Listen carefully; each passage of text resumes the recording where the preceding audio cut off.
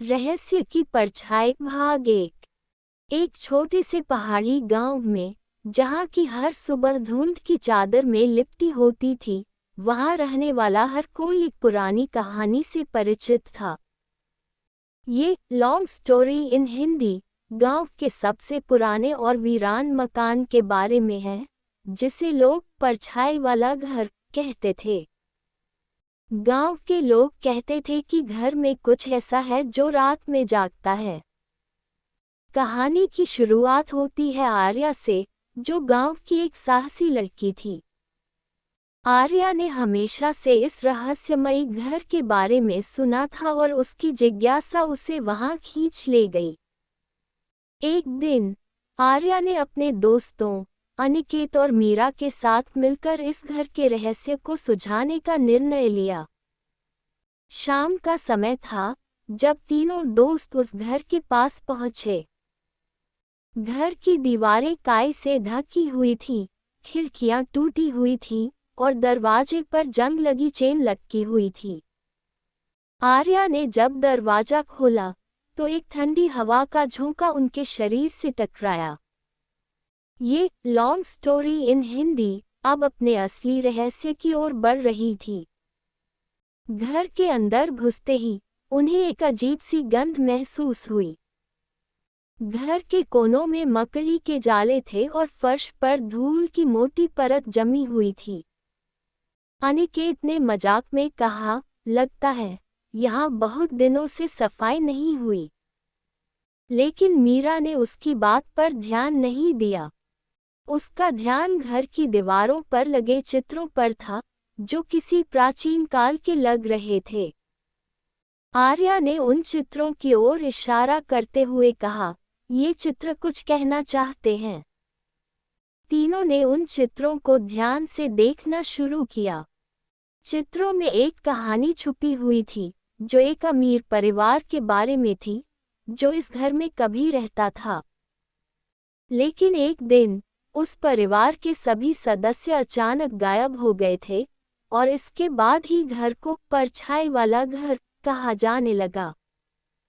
जैसे जैसे ये लॉन्ग स्टोरी इन हिंदी आगे बढ़ी, तीनों को एक सीढ़ी दिखाई दी जो तहखाने की ओर जाती थी। बिना सोचे समझे वे तीनों तहखाने की ओर बढ़ गए। तहखाने में पहुंचकर उन्होंने देखा कि वहां एक छोटा सा कमरा था, जिसमें एक पुरानी लकड़ी की मेज और उस पर रखा एक धूल भरा किताब था।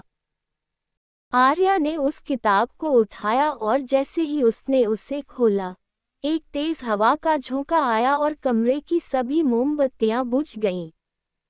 अब चारों ओर सिर्फ अंधेरा था। अनिकेत ने अपनी टॉर्च जलाते हुए कहा, लगता है ये किताब ही इस घर के रहस्य की चाबी है। बाहर तेज बारिश होने लगी और बिजली की गड़गड़ाहट सुनाई देने लगी।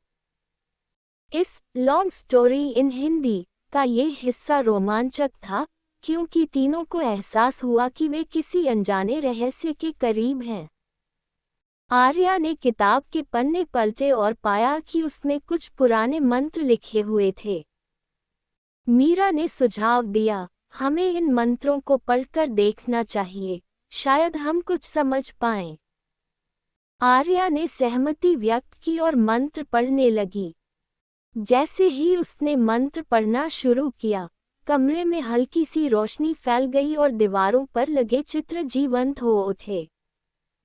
उन चित्रों में अब एक और कहानी नजर आने लगी। ये कहानी उस परिवार के बारे में थी जो कभी इस घर में रहता था।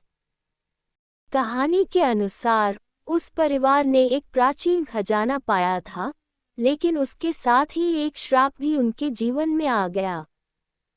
उस श्राप के कारण ही वे अचानक गायब हो गए थे। आर्या और उसके दोस्तों ने समझा कि उन्हें इस श्राप को तोड़ने का तरीका खोजना होगा। इस लॉन्ग स्टोरी इन हिंदी में रहस्य और गहराई आ गई थी। उन्होंने किताब में आगे पढ़ा और पाया कि श्राप को तोड़ने के लिए उन्हें घर के आंगन में स्थित एक पुराने कुएं में कुछ विशेष जड़ी बूटियां डालनी होंगी।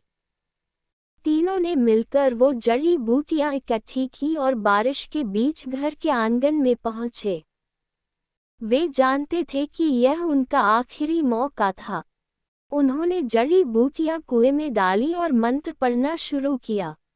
अचानक आसमान में बिजली चमकी और एक तेज आवाज के साथ सब कुछ शांत हो गया। जब सब कुछ शांत हुआ तो उन्होंने देखा कि घर की दीवारों से वह रहस्यमयी परछाई गायब हो गई थी। अब घर में एक अजीब सी शांति थी। इस लॉन्ग स्टोरी इन हिंदी का अंत एक नए सवेरे के साथ हुआ, जहां आर्या, अनिकेत और मीरा ने गांव के लोगों को इस रहस्य के बारे में बताया। उन्होंने ये साबित कर दिया कि सच्ची दोस्ती और साहस से किसी भी रहस्य को सुलझाया जा सकता है।